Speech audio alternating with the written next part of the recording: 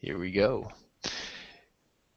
You are tuning in to the Hero Fans for the Temple of Gnosis, broadcasting live from the shipwreck we call Aeon Arcanum. Today is Aprilis the 2nd in the year of our Demiurge 2013. We are proudly seducing young Orthodox virgins, one view at a time. This is the AA for your soul, the vibrator for your spiritual clitoris, the Viagra for your psychic wiener. Well, you get the point. Aeon Arcanum is not endorsed or funded by archontic entities, nor do we accept sacrifice. We're here to slap the Hylic Kool-Aid taste out of your mouth. When you're full up on cafeteria gnosis, join us and let us remove Samael's blinding spit from your eyes. Stay tuned to remain in your ignorance. How you doing today, Brother Shamon? I'm doing pretty well. How are you doing, James? Doing great, doing great. Well, today we have Brother Shamon on here. He is a living, practicing Manichaean. He lives in Spain, and he is here to tell us about modern Manichaeism, the rebirth of it, and what their beliefs are, and how they feel about different things. So, Okay. why don't you start us off with how you came to discover the Manichaean faith and what it's done for you as a person. Okay. So I was born Catholic. I was raised Catholic in Spain. And in my spiritual journey, I went through many religions. So I was Catholic, I was Buddhist. I stopped being Catholic after a while. Then I became Eastern Orthodox. At least I tried. Oh, you tried that too? Okay. I sort of tried. It didn't work out very well. And then I tried going for the like Copts, but I felt out of place, and I tried like becoming an historian. I felt very alone. That's really funny too, because the Copt thing. There's a Coptic church by my house. I thought about going there because they had the best artwork out of everybody. Yeah, they have great art. It's just but but eventually around 2007, I became an Essene, and I discovered them online, and I became part of their community. And around 2011, Rabbi Mar Andreos, who was serving the Essenes at the time, he was our main teacher, you can call him. He was he was the one who knew all the information, and I asked him lots of questions about the faith. He started talking about Manichaeism and about the Manichaeism returning to the world and being restored. And my eyes kind of were like, whoa, okay, what are you talking about? Because I still had Catholic, ideology inside my head that Manichaeism was a heresy and that it should be avoided at all costs, and that Mani was, forget about him. But I tried to open my mind a bit and see, okay, what is this going to be about? And he kept talking about Manichaeism and the new revelations that were coming. And around October 2011, after much soul searching and reading, and I read Ahmed Osman at that time too. After much reading and thinking and contemplating and praying, I said, I think this is for me, because it spoke to me about the human condition, about the problems we have here, the dilemma we have here of living in matter and how we get out of it. So it really spoke to me, and I became Manichaean. And from there on, I just started publishing videos and publishing articles and things like that you probably see online. So that's pretty much it. And for me as a person, it has given me clarity as to what really matters and what really doesn't matter, and how I should focus my life and what I have to do with my life. Because I was really lost. I mean, I was really lost up until very recently. So now I have a clear path. So what do you think it was in your life that brought you to the point where you felt that you were lost? Well, I mean, most of the religions that I tried, Catholicism, Eastern Orthodoxy, the other ones, they disappointed me in different ways about their history, the things that they had done for example, the Catholic Church in Spain, right? The Spanish Inquisition, Crusade, right? Hello, I mean, it's just how can I join your church? You're right. You're right in the eye of the storm, right there. Right here. I mean, down. Exactly. Like there were Manichaeans here in Spain, but they were. You're also, you got to keep in mind in Toledo they had all those disputations. Yeah. Barcelona. Yeah. With Yeah. Jewish rabbis over the Talmud. So Yeah, no, you're we you're had you're right where all the crazy stuff went down, man. we had everything. We had Kabbalists, we had Arians, we had the whole thing here, Yeah. and there were Manichaeans here, but they were chased out, and the Catholic Church took over. Hmm. So I was dissatisfied by most religions I joined, and also some things in my life that were not going quite well. I was meeting some wrong people, and I was having some doubts. So I arrived at this sort of crisis point where I said, okay, I need to find out like a religion that really fits me and what I want to find out in life, which is I by the age of 27, I'm fed up with the world essentially. Like I'm fed up with Mm. life here on this planet. There's got to be something more.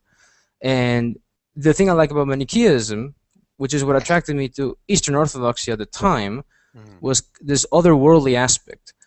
I Right. felt like I felt like many religions were just becoming worldly. They were just becoming like, like a pub or a club that you go to. Not Right. really anything that takes you out of this world into the next world, which is the one that truly matters. Hmm. And when I began learning about Manichaeism, I really liked the emphasis on you are not from here. This is not your home. Your home is somewhere else, and you need to go back there. Right. That's what And caught me with the Valentinian strain of mhm, everything. That yeah, was the thing where I was just like, man, that right there is the point where I told myself that I became interested in more of a Gnostic persuasion, you know. yes. But I I mean, mean, under any other name, it's still the same thing, if you really think yeah, I about mean, it. when I talk to people like Catholics about the kingdom of heaven, and when like for example in the Gospel of John, Jesus says, "My kingdom is not of this world." People look at me like, "Oh, that's so bad. How can you say that? You're degrading our lives here on earth. Our lives here on earth are beautiful." I'm like, well, they're But not then you have to exactly beautiful. say, how could I mean, you got to think there are people that were telling Jesus, how can you say that? And they were Yeah, his enemies. exactly. Yeah, I mean, who are yeah. I you mean, loyal to? Jesus' enemies or Jesus, right? exactly, but it's not a comfortable message. It makes people very uncomfortable because their lives are guided towards the world, and if you tell them, well, Right. wait a minute, your life is completely misguided, they don't like to hear that. So, Right, and you like know, Jesus was saying in Luke and Thomas, the Gospel of Thomas, he goes, "My kingdom's not of this world. If it were, the birds of the sky would precede you," hmm, and stuff like that, because it would be in the sky. Because the word he was playing a pun on the word that heaven means sky, right, and that's what a lot of people they don't realize. Like they read Acts of the Apostles and it says Jesus ascended into the sky in his hmm, flesh, and it talks all this stuff, and people don't understand the implications of what if you ascend into the sky in your flesh hmm, doesn't make any sense, right, What are we birds? It's they don't get the symbolic language. Like, yeah, we do ascend, but not in our flesh. Like, hmm, it's just something that a lot of people have a really hard time with. How we could be separate from our flesh, and how our humanity could be the part of us that's not our flesh. exactly, yeah, yeah. You I know. mean, especially nowadays with I mean, I was in academia for a long time, and Uh huh. people there. I mean, I met a lot of professors who were just like materialists to the Yeah. core, and any Well, so notion of the spirit or the soul is. I mean, like in one class, I was a philosophy student. In one class, hmm I tried bringing up the soul, and I was shut down, like brutally shut down by the professor. And I thought, well, really, you're so open-minded, right? I mean, how open-minded can you be Yeah, that it's you don't funny even? too because the soul is like one of philosophy's greatest conceptualizations of all time. It was one of the Exactly. things they talked about almost as much as they would talk about divinity. I mean, what brought me to philosophy was Plato and how he was obsessed with the soul and the immortality of the soul. And it Same was here. interesting that, I'm a Platonist myself. yeah, and what amazed me is how in academia circles they don't even want to talk about it. It's like, no, no, no, forget about it. Let's Oh talk about yeah. let's talk about the brain, right? Like, your brain is gonna end up under 6 feet under the ground. Why are you interested in that? Yeah. It's not gonna last. Um, so yeah, that I found very annoying. I mean, I actually quit academia because of that, because I hmm couldn't handle it anymore, and I said that the truth has to be somewhere else. It can't be here. Right.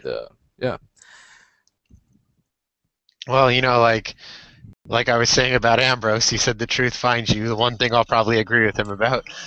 yeah. I mean, we believe that the Holy Spirit, or we call it the Divine Mother, the feminine aspect of God, is calling us. We talk about the divine call. We're spreading the divine call. It's calling us uh, to God, and that's why we're called hearers. I'm a hearer because we Right. hear the divine call.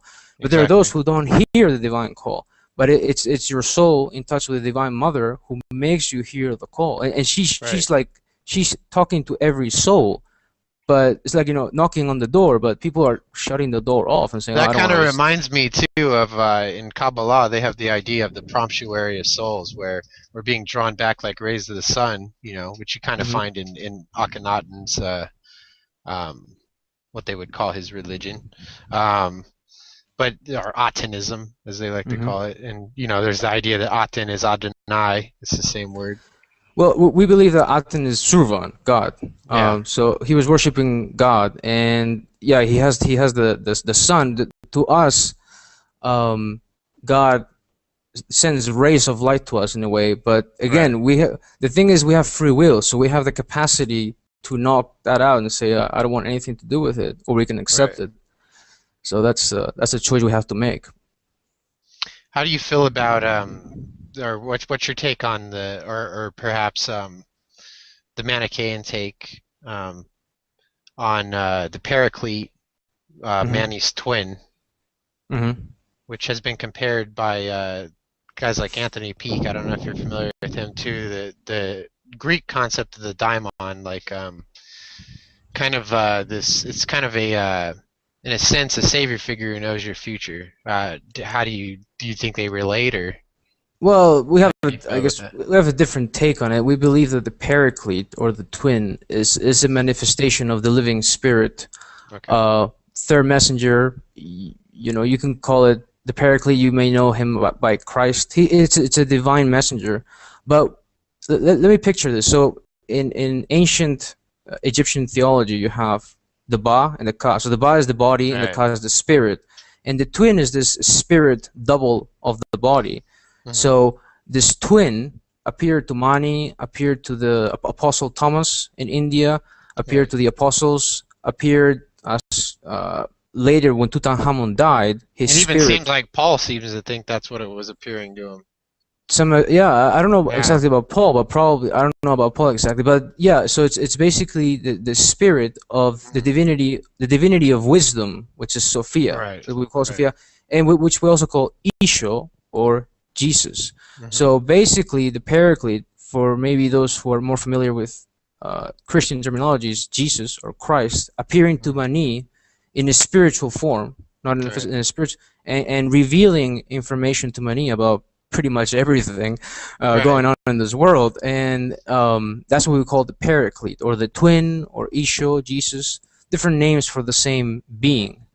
And we believe that the Paraclete has not left us, and this is important because one of the things that I didn't like about other religions is that they somehow thought that the Holy Spirit revealed many things in the past to the classical prophets, and somehow it stopped communicating with us. And it's like, that bothers me too. Like in Protestantism, you see that all the time. They go, oh, for 400 years, there's that time period in the Bible between the Old Testament and the New Testament. Oh, for 400 years, God just didn't talk to Israel, Yeah, exactly. Falling out, they broke up for 400 years. And there was like, there were all these prophets, and God was talking to them, and all of a sudden He decides not to talk to us. And like many people say, oh, the canon is closed. There's no more revelation. Yeah. We don't believe that. I don't believe that either. So we believe that, because I've had revelations, so I don't buy into that. It keeps going. I mean, what would be the point? And we believe that the Paraclete has revealed himself to us nowadays in his divine presence, Mir Izgada, which if you go to hisdivinepresence.org, you will see a picture of him, and he's the one who has been revealing to us everything about the Manichaean Renaissance. Everything that I tell you will come from him. I don't, I've actually come across him on, I think he was on YouTube. I saw something. Yeah, I did a video. I mean, there are other videos out there about him. So I actually came across him before I found your channel. Really? About a while before, okay. Yeah. And then I found yours, and I was like, oh, somebody I can interview. Awesome. Right on time, too, because we wanted to do a show on Mani for around Easter. Because there were certain implications for it at the time. And Alex was like, oh, we've got to do it. It's a shame he couldn't make it in today. But, hey, at least we're getting the show down. And, I'll do another one with him, a follow-up on it after he watches it. the birth of Mani will be April 14th, so we're getting close to the date. Yeah, it's very close. So, yeah. So that's pretty cool. That's actually very close. And then when we were talking earlier, we had very similar experiences too. Like October 2011 was when you started getting hardcore into videos and stuff. That's the same thing with me. It's very close to that time period. It might have been September, but September, October, it's a month apart, you know. Depends on which calendar you're running on. It could be the same month. Right. And then, so, you know, we had the breakup with long-term ex-partners, you know, ex-girlfriends. And then you had other things like that. And we're nearly the same age. How old are you right now? I'm 28. I'm 28 as well, so we are the same age. There you go. What month is your birthday? January. January. Okay, I'm November. That's still pretty close. A couple months. So I thought it was crazy how similar we were. And we're like on the other side of the world from each other. That's pretty cool. You know, I was the actually good thing about YouTube. Yeah. Go ahead. I was actually living in California in 2011. So. Oh, you got to be kidding me! Wow. Yes, I so was there. Before I moved to Vegas and I moved back. I'm in California today. There you go. Wow. So what part of California were you in? I was in Claremont. This university there. Claremont. That's quite away from here. I stayed there for a year. So yeah, but yeah, 2011. I mean, 2011 was a key year because for us. The third messenger was here on Earth from 2008 to 2011. His physical shell died in June of 2011, I believe. And Mani appeared around March or April of 2011. So that was the year for Manichaean, 2000. And I think, you know, what happens at the spiritual level impacts people who are open, who are, you know, receptive. It impacts you. So. Oh yeah, definitely. You have these kind of synchronicities that people are reacting to something is going on in this planet, and those who pick up on the signal react at the same time. So right, you know. There's like that awakening. I mean, everyone calls their stuff by a different name, and you know, maybe you didn't have a direct cultural interaction with something, but you definitely do get it. Because I felt like I was picking up radio waves that whole year. You know, I was very sensitive to it. I had gone through a lot of things. It's been a time of rebirth for me for the last, you know, maybe couple years going now. Yeah, we actually call it the flash of light. So we believe that the divine light is leaving this world, but at the same time it's purifying the world of material and spiritual impurities. And maybe that's why lightning struck the Vatican. I don't know about that. I don't know about that. But, it was trying to wake them up. Didn't work. I read that, but I don't know what to make of it. Yeah, I don't know if it's true or not. They showed it on video, but that doesn't mean anything to me because I saw Star Wars. I know what they can do. Yeah. So, what's your take? I'm curious. I didn't ask you this earlier, but what's your take on apostolic succession? Being, you know, having been brought up in the Catholic Church and stuff like that. Well, we believe that Catholics pretty much made up the whole thing about Peter and, you know, being the apostle. And, Peter and all the apostles, they were not. You know, they had nothing to do with the Catholic Church. The Catholic Church was excommunicated in 318. And this is what I was going to tell you before, but I forgot the name of the author. He wrote some books about he was an ex-Jesuit. He was like Irish, I think. And I forgot. He wrote some like Keys of the Vatican. I forgot his name, but he had a Keys of the Vatican or something like that. I don't know. He was an Irish Jesuit priest, I think, and he wrote. He had a text from the Vatican that showed that the Nazarenes. Oh, I think I know who you're talking. Oh, he's Irish though. Man, I knew a guy that did some stuff like that who was on YouTube. They have his videos on there, but it's really old. It's from like the 80s, 70s or something. What was his name? Do you know? I don't remember his name. Yeah. Anyhow, he was an ex-Jesuit, and he wrote stuff about the Vatican. That's probably him, but I forgot his name. And could be him. Anyhow, the Essenes or the Nazarenes, the original followers of Jesus, excommunicated the Catholic Church because they were essentially turned worldly with, you know, Constantine and the whole thing about the imperial court. So the apostolic succession has nothing to do with them. We Manichaeans have our own apostles. Mani had his own apostles. And we believe that nowadays, as we speak, the spirits of the apostles are coming down to earth and helping out the Manichaean church nowadays, because we believe that there's a communion between us and the spirits up here in the atmosphere. Right. So the apostles are returning to Earth here and to help with spreading the faith. Yeah, So it's we have weird because there's that idea of it's in different faiths it's called by different names, but in Catholicism it's called the communion of the saints, but they have a completely different way of looking at it. They have a different way of seeing how it interacts. They don't really necessarily believe they believe you have to pray to saints and stuff like that, right? And that's the only way it can interact. But I believe that it interacts whether you pray or not, because I don't believe in that, I sit down and I fold my hands type of prayer. I believe that I pray all day, and the way I pray is every time when I cross the street, I don't get hit by a car. I say, "Thank you, God, I didn't get hit by a car. Thank you."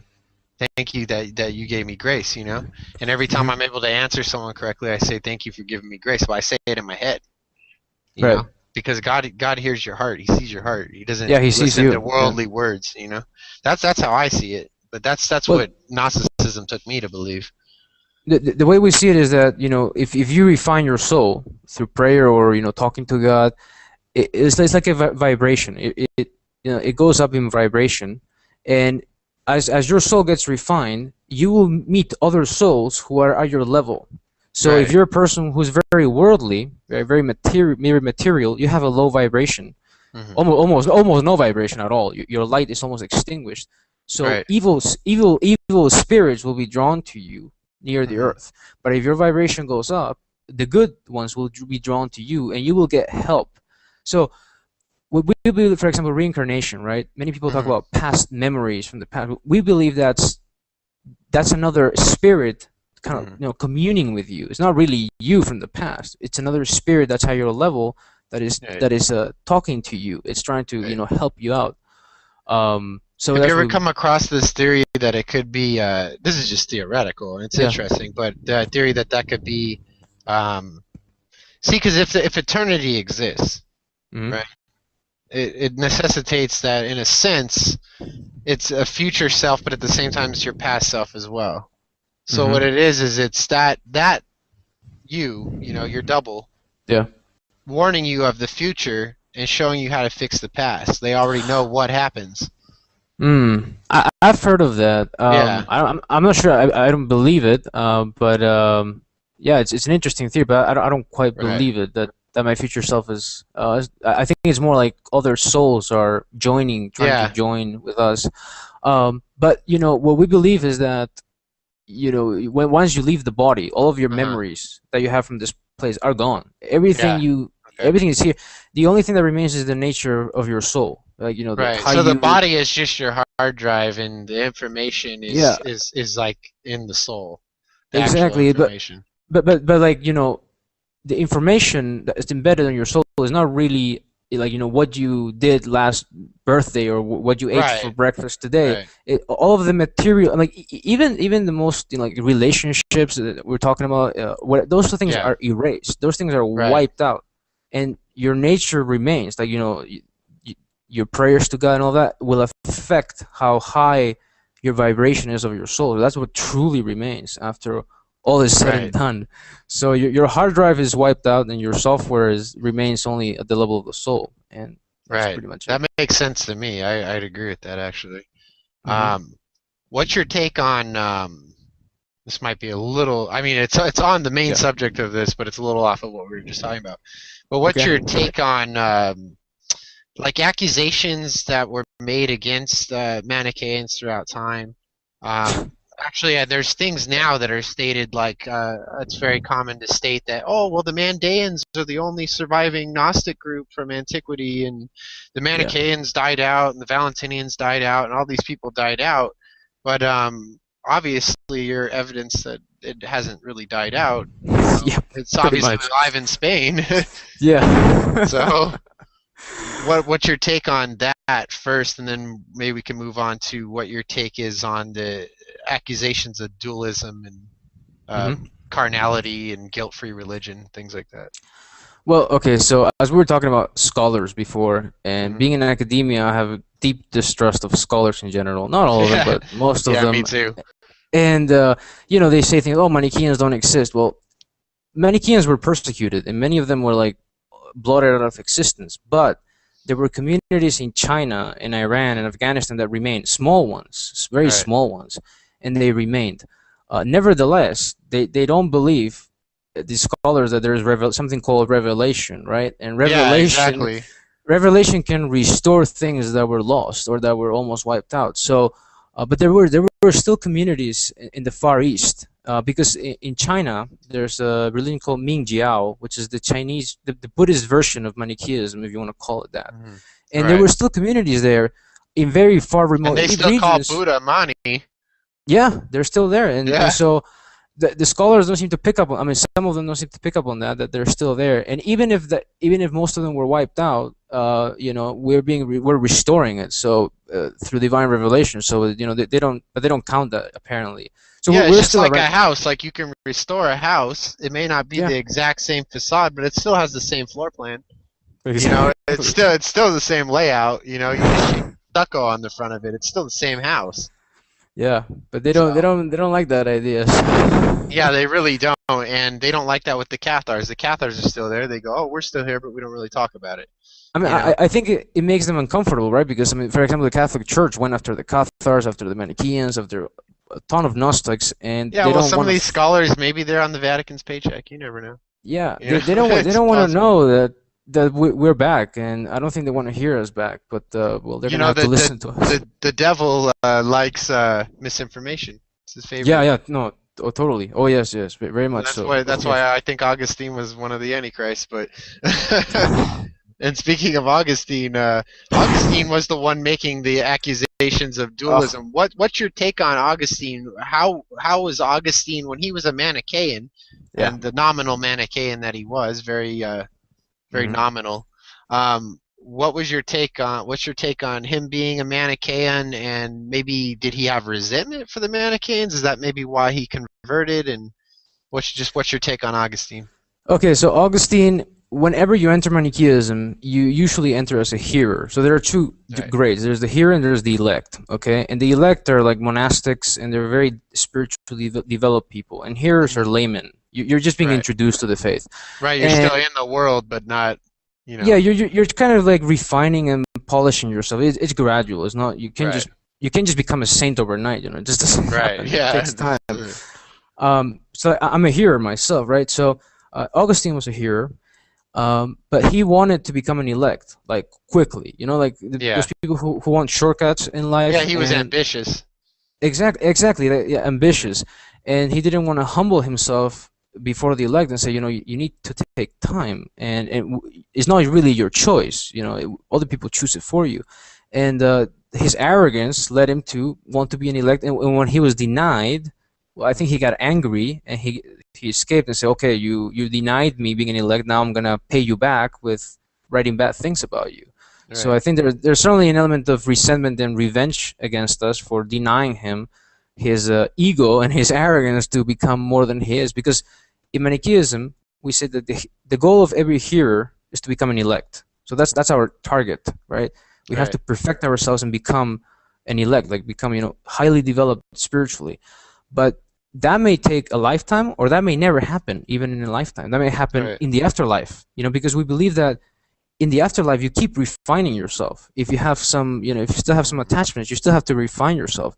So that takes some time, and you can't just go, oh, I want to become an elect, and uh, and also the other thing is he accused Manichaeans of being very simple and very humble and not intellectually sophisticated, which is to me is a translation of Manichaeans were not arrogant like he was, and Yeah, and to me that's shocking that he would even say that, because if you look at what he says when he debates Faustus, Faustus comes off as tremendously intelligent. yeah, I mean you don't have to be like I mean, you don't have to be dumb to be religious. You can be intelligent, Yeah, uh, exactly.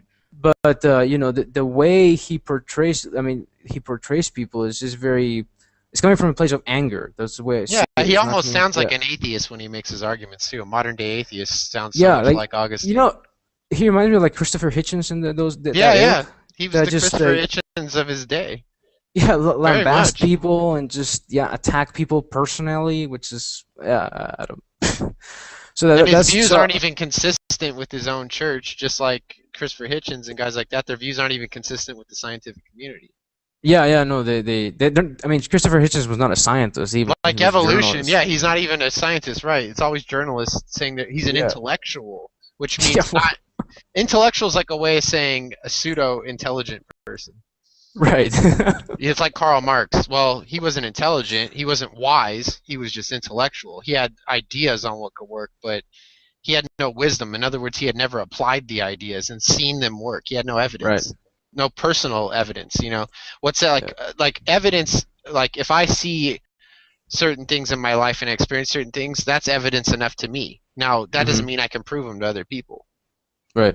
So that's revelation too. We all have personal. That's why I don't get how they can abandon revelation, because we get personal revelations every day, even if they're not divine revelations. Like we get a revelation that, man, I can't run 2 miles yet. I'm not able to do it. I gotta keep working up to it, and then maybe next week I can run 2 miles, maybe in a month. And so we get those kind of revelations. We know what our body's capable of, even though we're not our body, but we know what this vehicle is capable of. And that's another reason I just can't see how they can abandon revelation. I don't see how journalists can say they represent science, and how Marx could have said he represented proven political things, But when you're looking at all that, it's all just so strange. And with science, like even evolution, like there's the idea of evolution, right? They push that. And originally evolution, I mean, they were teaching this in the Arab world long time ago, and they were getting it from the writings of Solomon. Different writings that were apocryphal and in the Old Testament, from Genesis, and how it describes it says Aeon, Olam in Hebrew, it says Aeon. So it says on the first Aeon, or Olam, on the second age, whatever, or eternity, however you want to say it, it's talking about Olams. It's not talking about days. And so they got this idea of long generations of time, And that's the evolutionary theories in there. But then you had Protestant ministers talking about it 30 years before Darwin, and then now you have them rewriting history and saying, oh, Darwin came up with it. When he didn't. Darwin didn't even know what a finch was. He saw a finch, he goes, what's that? He didn't even know they were all finches. And then he took it to some Christian scientists who were people that were Christians in the West, and they were in the scientific community. They were actual scientists. He showed it to them. They go, oh, that's finches. And Yeah, I mean, he freaked out. Darwin was studying theology before he even turned to biology. He was like, he was disappointed with theology. But I mean, we don't even believe in evolution ourselves. We believe in the traditional divine creation. But I could see how some people can borrow that idea from the Bible. But the scientific establishment is we believe it's part of the prison system that is built around this world, which is people are forced with two choices. They either become atheists, or they become like one of these religions like Catholics. Right. It's like a false dilemma, and all those religions are exactly the same. They're like the political parties. They're exactly the same. They teach you to be materialistic, and atheism teaches you to be materialistic. There's no difference between them. Their opinions may be a little different, but they're pointless opinions. They don't mean anything. Exactly. Completely. And that's the whole point of Manichaeism, which is to escape this matrix of false choices and get out of this, because neither of them will liberate your soul at all. So they're too deep into matter for any good for your soul. So yeah. Wow, we might be able to get Alex in if we're lucky. He just asked if I interviewed you yet, and I told him, I was like, no, I was talking to him beforehand so we can get an idea of how we were gonna do the show. And who knows, maybe he'll come on. We'll find out. If any new developments happen with that, I'll let you know. Now, what's your take on that Augustine movie? Oh, okay. The Augustine movie. I figure we'll get Augustine out of the way first, because we want to save the better stuff for last. Okay, so when I first...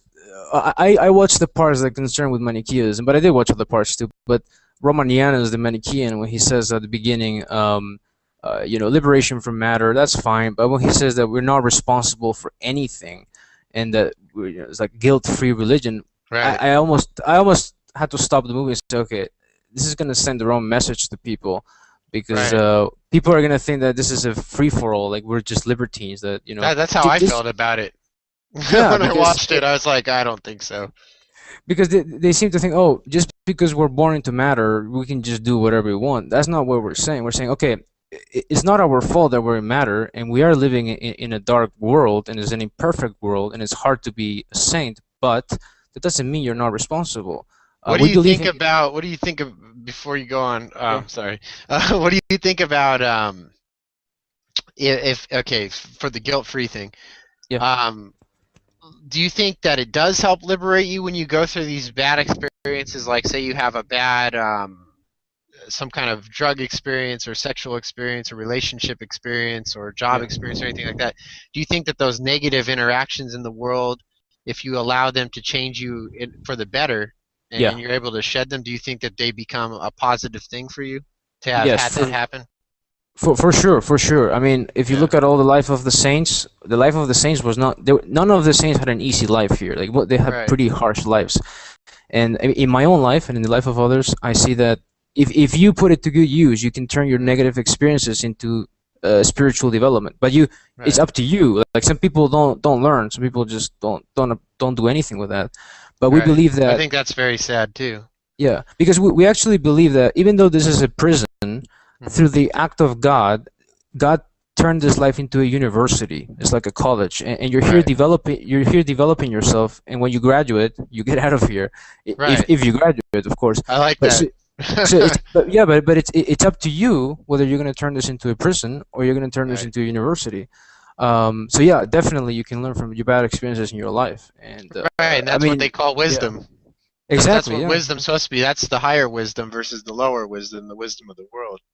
Yeah. You know, so that's what they call in many Gnostic writings Akamoth. I don't know if you're familiar with that, but that's the lower Sophia. This is basically this worldly wisdom that's basically useless. It's wisdom it's pseudo wisdom. It's where you try to say, oh, because all these other people experienced it and I read about it, I know, for sure that this is how it goes. But a lot of times you have to live these experiences, or you have to know people personally that have lived them to really profit from them, and that's how you get wisdom. But you had Solomon praying for wisdom and stuff, but you got to imagine that when he prayed for wisdom, God put him through a lot of trials so he could become wise. So when you pray for wisdom, the more you do it, the more trials you're going to have thrown at you. And I've noticed that because like the last couple of years, that's what I've prayed for the most. And every time I pray for it, I get wiser and I get more beat up. So I'm going through that especially right now, man. So His divine presence, Iskada, said that it's very good for you sometimes to not get what you want, like what your ego wants, what your ego desires that you think is so necessary. Sometimes it's good to be denied. Like, getting what I wanted was what screwed my life up. Exactly. So that's all I did for 2 years. I got everything I wanted, and then I became an idiot. So I had to become foolish to become wise. Exactly. Yeah, you have to go through this like purging period where you don't get what you want at all, and you're frustrated, and you learn from it, and you become a better person. Right. So yeah, it's definitely So is it a goal to become free from the guilt of the past? Well, we believe that if you repent and you pray for forgiveness to God, you are immediately forgiven. If you pray with a repentant heart, of course, you're not faking it. Right. If you're honest about it, you will be immediately forgiven. So yeah, I mean, the past is that's what freedom is from guilt, is to be forgiven. Exactly. You're forgiven. It's not to be free from feeling guilty. Mm-hmm. See, they try to turn it into that. It's like it's like pro-choice, pro-life. You know what I mean? They're political buzzwords and stuff. Yeah, I mean, you may still feel guilt over your past sins, but eventually, by praying and repenting, you will get over it, and you move on to a new life. The whole thing is about turning a new page, right? If you don't turn a new page, then what's the point? So that's the whole point of our religion, is to turn a new page and forget about the old. But it doesn't mean we're libertines, Right. So, be careful. That kind of, those accusations are there when they have nothing else to say about you. They resort to those, just like when I was debating with these Eastern Orthodox Canadian bishop and all this stuff.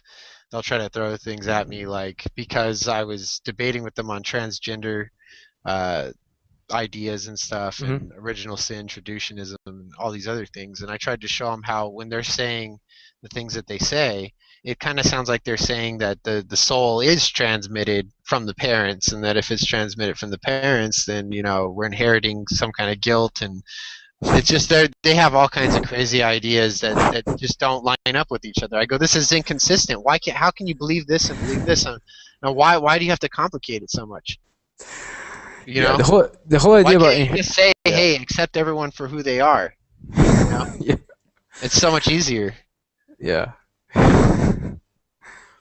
But they resorted to name calling, or they try to disguise it like calling me he, she, it, or something, because I used to have long hair. So they'll try to disguise it like that, And I'm like, well, no, I'm a male and I'm straight. I know what my sexuality is, and I also am celibate. So my sexuality is non-sexuality, I go because when you're celibate, you have time to really spiritually grow. You have time to go out and enjoy a sunny day, or go to work and get along with everybody and actually enjoy it. And enjoy talking to customers, or whatever you have going on. And you enjoy walking home and you got that extra hour and a half that you wouldn't be spending time with a girlfriend or a wife and trying to make babies. You got that hour and a half to actually enjoy your life.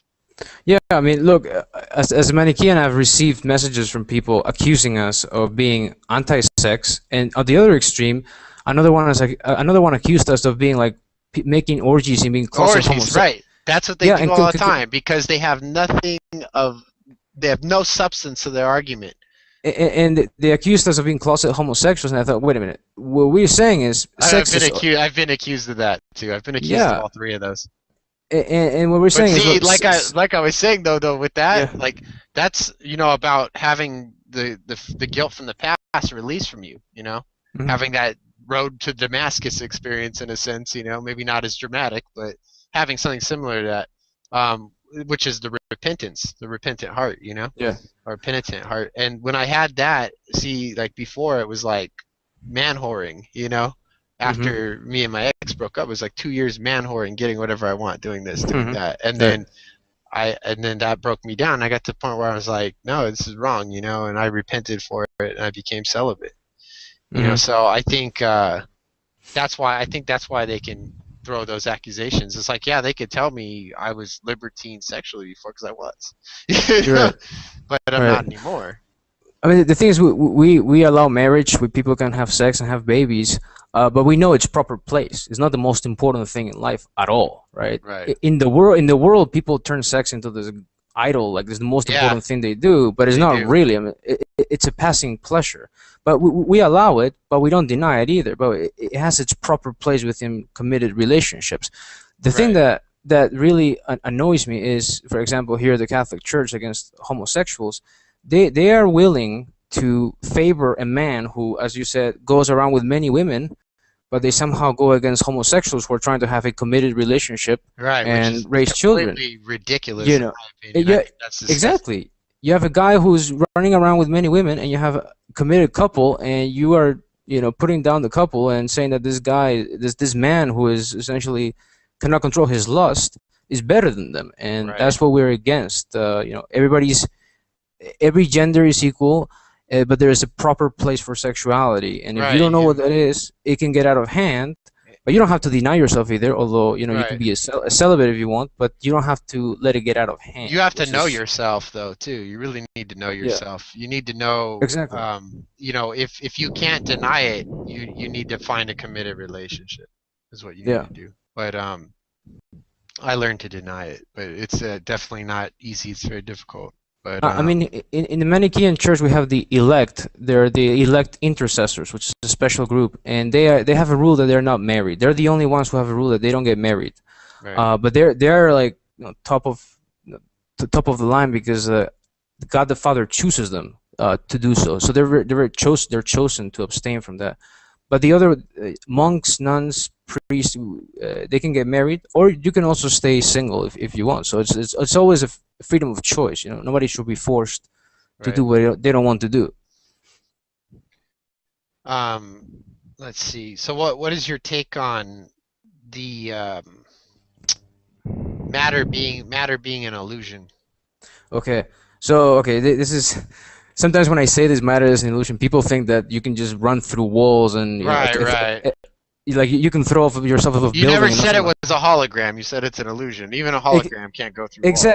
Exactly, but people misunderstand it when we say that. And what we're saying is basically it's an illusion because it's temporal. It has a beginning and an end, Right. and is not eternal.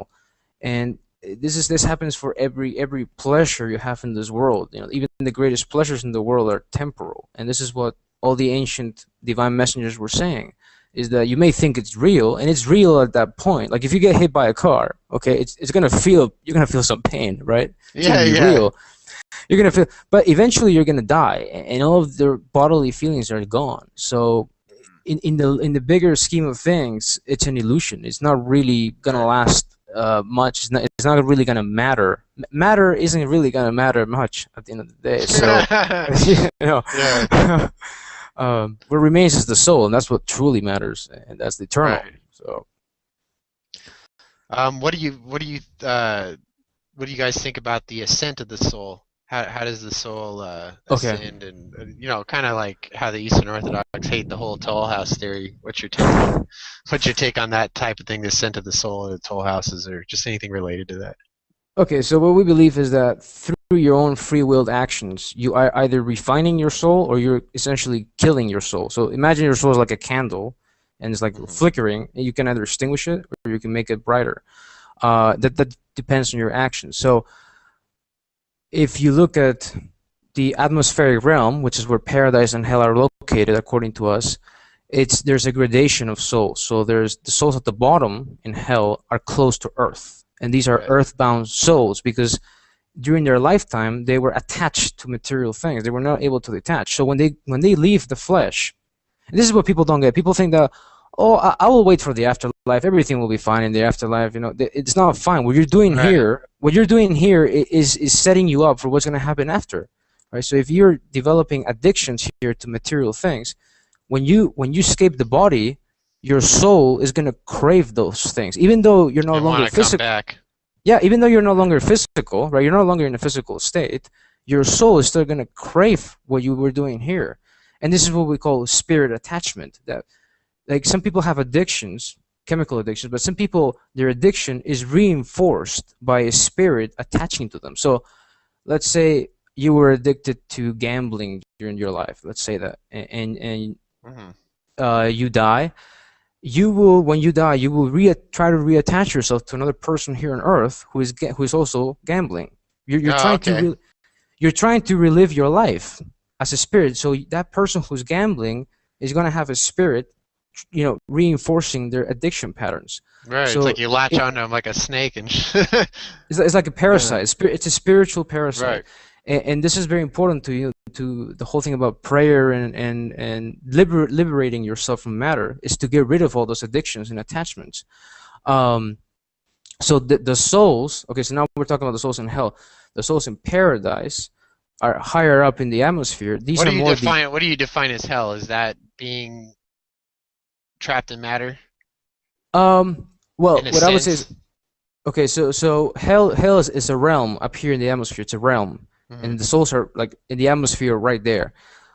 Those souls, okay, once the third messenger comes to Earth, the atmosphere will be ripped apart, open, and those souls will be lost in outer space. When this universe gets dissolved, when matter gets dissolved, those souls in hell will become part of the great lump, which is essentially all the part of matter that could not be redeemed. All the slow vibration, like the thing that's there's no soul in it. They will become part of the great lump. So in a way, yes, they will be trapped in what's left of matter, and they will be essentially burnt up and destroyed. Their consciousness will be annihilated. Right, and it's not like they're actually annihilated. They're not actually in eternal torture, right? Exactly. That's very important to make. Yeah, we don't believe in eternal torture, but if you think about it, it's pretty bad to get your consciousness annihilated. I would never want that for anybody. Yeah, it's terrible.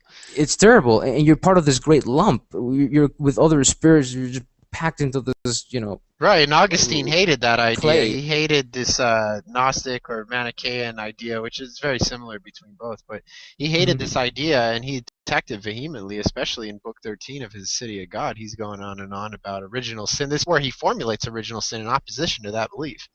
He didn't like that belief because Origen held that belief too, which is something that he hated about Origen, which he got it from Valentinus, and they'd always call Valentinus a Manichaean because the Manichaean view is very similar, you know?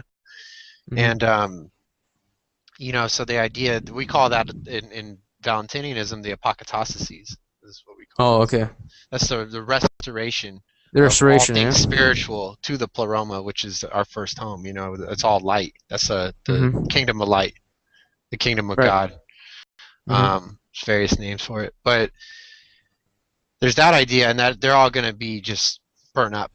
They're not going to be eternally tortured. They're not going to die over and over, which doesn't make any sense unless because that's reincarnation. If they're dying over and over, they must be falling back into matter, dying, rising, falling again, over and over, which I do believe happens, but that's just me personally.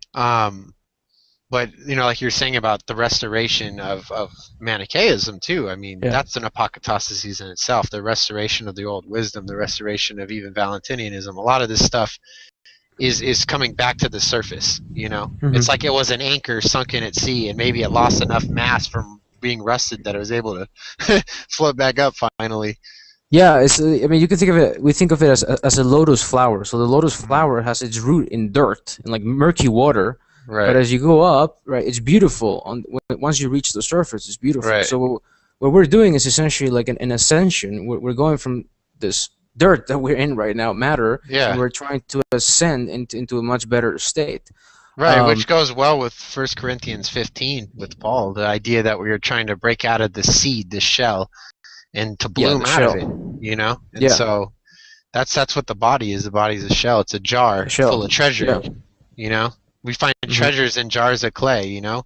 When he's talking about that, some scholars, they like to look at it and go, oh, yeah, maybe he was talking about, you know, finding ancient writings in jars of clay.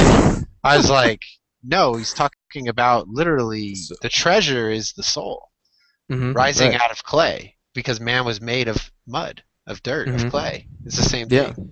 You know, so he very well knew what he was trying to convey, and people understood it. That got lost, and so those things become lost. But as we go back and we have more things available to us, it's easier to see, you know, how people use terminology. Yeah. And so, how is your terminology? Also, I saw in one of your videos you're talking about the terminology that the Manichaeans use. Your terminology may be very similar to Catholic terminology, but it means a very different thing. We have that too, as you know, just Gnostics. But how do you? What's your take on that? Their terminology being different, like for example, resurrection. What's the difference between that term and their term, or redemption, maybe one or the other? Well, if I remember correctly from being a Catholic, I think they talk about the resurrection of the body, right? They talk about the flesh, getting a new body. We don't quite believe that. We just leave it behind. You know, like I don't want resurrection in the body. Thank you very much.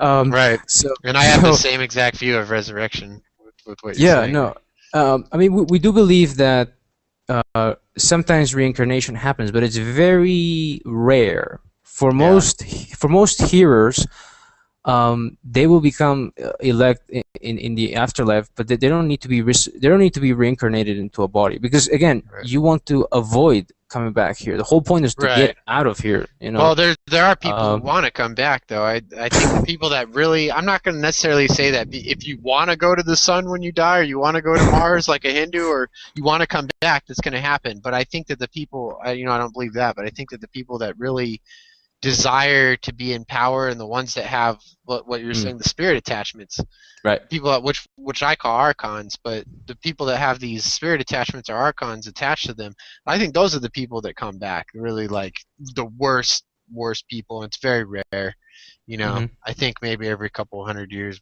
one really terrible person comes back to screw up the world. Actually, that's interesting what you say. If I remember correctly, we believe, let me remind myself, we believe in the children of Lilith. So Lilith was this demoness, and she tried to seduce Adam to have offspring with him, and she eventually got her way. I don't know how, and they had offspring. And the children of Lilith were these demonic beings that were ghastly to look at, nasty to look at. But their bodies died, but their souls remain. And I think Right. I was told by our patriarch that they do sometimes become reincarnated, or they take possession of tyrants like Hitler, Mussolini, Yeah. Right. Stalin. Exactly. Like really bad, evil people Right. are usually associated with this, and the Nephilim, the spirits of the Right. Nephilim, Right. really evil That's spirits really are how still we there. view that's kind of how we view Augustine and Jerome and As Athanasius and yeah, I Cyril and mean, Theophilus the, and all those guys. We kind of, from the Valentinian standpoint, we kind of see those guys as like Pontius Pilate and Julius Caesar and all these terrible, terrible Herod reincarnated. yeah, really, really bad people. But at the same time, we have good people that are Right. good, saints and divine messengers that come back that Right. get reincarnated to help us out in the fight against evil. So we do have some help. Although you won't find this in the media, but Yeah. yeah, yeah, it's true that the tyrants are, yeah, so Did you ever they see come that once in a while. conspiracy theory where people are What? trying to go, oh, look at Akhenaten and Barack Obama. They look the same. Look, Barack Obama's Akhenaten come back. I'm like, I don't know about that. Really? I didn't. Was this Yeah, what program was this? this was just people on YouTube. Oh, It's okay. been a popular meme on YouTube for the last couple of years. Where it's probably since 2008. People always try to go, oh, look, he looks just like statues of Akhenaten. I'm like, not really, Well, but let me clarify that they have nothing to do with each other. So yeah, definitely. I mean, Obama's not some saintly person at all. I mean, well, he's not even close. He's an evil archon, in my opinion.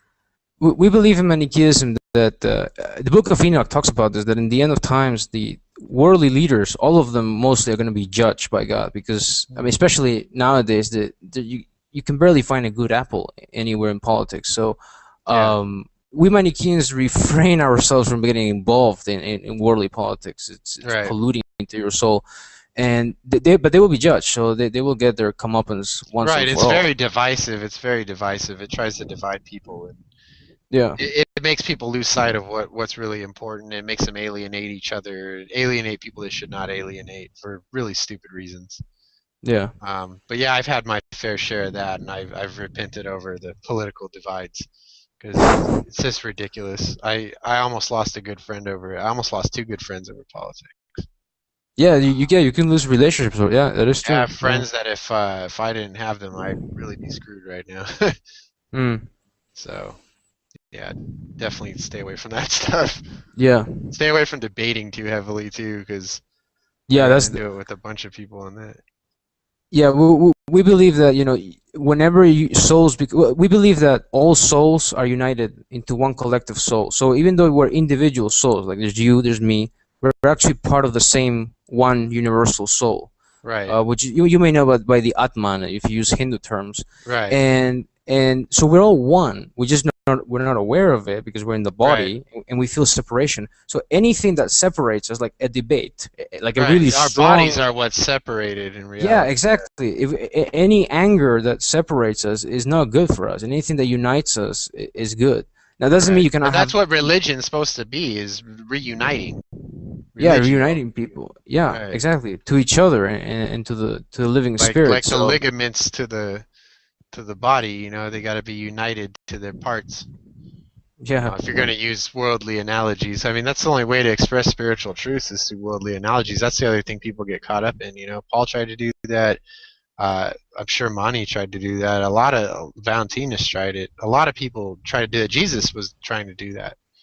hmm So that's difficult for people because when you tell them use the word seed, they think of a seed.